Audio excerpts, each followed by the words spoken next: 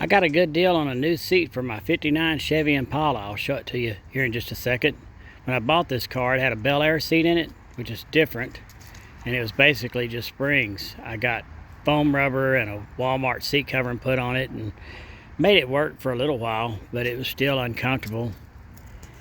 And then this seat came along at a good price in Kentucky from a friend of mine. It's actually out of a 1965 Impala, and it was very nicely recovered. It's green and gray, whereas my interior is gray. But in the meantime, this is a lot more comfortable than what I had. And I was going to Tennessee anyway for a wedding, so I drove that GMC Acadia up there, put it in the back, and hauled it back home. And it gave me a good deal on a seat. You know, they're about 65 Impala seats, about 2 inches narrower than a 59 Chevy. So I took the 59 Chevy seat tracks off, the seat that was in there, and they actually bolt to each side, but the sides are about 2 inches closer together from passenger to drivers than what the 59 Chevy seat is. But the bolts from front to back are the same space, so I was able to bolt it right up to the bottom of the seat. And I had to do some modifications to the other side to make the lever work. But the 2 inches shorter, it really doesn't even, I mean, you can't really even tell. And this seat's so much more comfortable. I'll show you here in just a second what I had. It's a little bit embarrassing to admit that I drove on it for nearly 10,000 miles.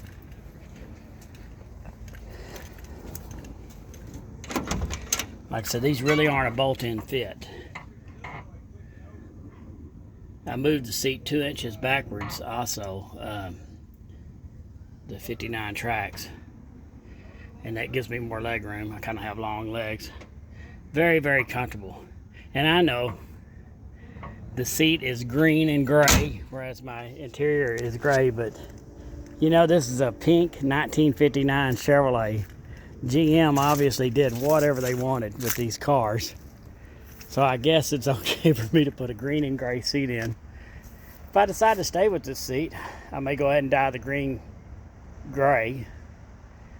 That might help, but this will work ideally until I find a nice Impala seat to put in there. Here's what I had. I mean, it's bad. Took scraps of foam rubber and put on the metal,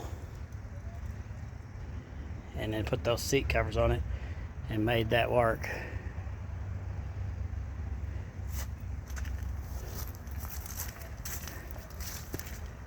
God, I've had fun with this car. I remember being, about 15 years old, trying to get my first car going, and there wasn't much money, so all those bargain ways of getting the car going was a really big milestone. It was a lot of fun, and it's kind of neat with this car whenever I have similar situations. And that seat was about a third of what it would cost to have that junky seat recovered. Anyway, thanks for watching. Subscribe to me. Appreciate that.